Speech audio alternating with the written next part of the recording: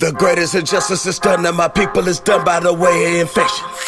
Killing us slowly, erasing our history, done by the way of deception. God, do you know? God, do you know what you are? God, do you know what you are? Goddess, do you know? Goddess, do you know what you are? Goddess, do you know what you are? God, do you know? God, do you know what you are? God, do you? If you were like most people, there have probably been times where you felt deeply frustrated, full of anguish and anxiety, regardless of your gender or your age. And then you looked and saw people who seemed to be winning, people who were accomplishing all their goals. And you, meanwhile, felt like you were just free-falling from space with no direction. Like your ideas would take off at first and then inevitably blow up. Or like you started off well, but no matter what you did, it just seemed like things didn't quite work out right. You might come up with a lot of ideas that go nowhere, or sometimes you feel like you're just hitting a brick wall. You might find yourself saying, "What's wrong with me?" Keep calm. There's nothing wrong with you, because it's really all about the process. And it might be that you don't have one, or yours is inefficient. However, there's good news.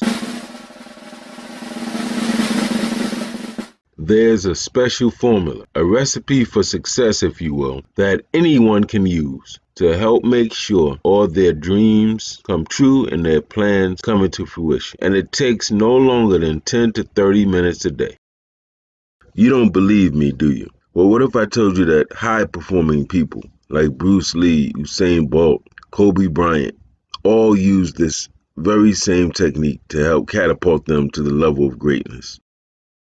This recipe was coined and developed by a man named Napoleon Hill, who wrote a groundbreaking book in which he expressed this in detail called Think and Grow Rich. This success formula begins with a concept called a definite chief aim. Napoleon Hill felt that people often struggle to succeed because they have no definite chief aim, they're easily distracted, they lack discipline, and they focus too much on being entertained. So what is a definite chief aim? It's a statement of your specific goal. It includes what your goal is, exactly when you will achieve it, and your plan to make it happen. You're supposed to write down your definite chief aim. Memorize it. Say it out loud when you wake up and say it out loud before you go to sleep with great feeling. What you're really doing in this part of the process is called autosuggestion. Autosuggestion is basically when you tell yourself something very specific over and over and over on a daily basis until it becomes part of your subconscious mind. The theory here is that once your subconscious mind accepts an idea, it will begin to execute it. And this is why it's so important that you master and control your thoughts. You must recite your definite chief aim with emotion like you believe it. And you must do this twice every day, morning and night. After reciting your aim every morning and evening, you then have to take 5 minutes to visualize it. Visualization is the process of imagining yourself actually achieving the aim that you're reaching for. Right after you recite your aim, close your eyes. See yourself as already having achieved your aim, the money that you wanted, the position, the accomplishment. See yourself having already achieved it and what you feel like in that process. Remember, your definite chief aim is no more than 3 sentences to a small paragraph specifying the what, when, and how concerning your goal. At this point, you might be a little confused as to what this definite chief aim actually looks like on paper or how long it is.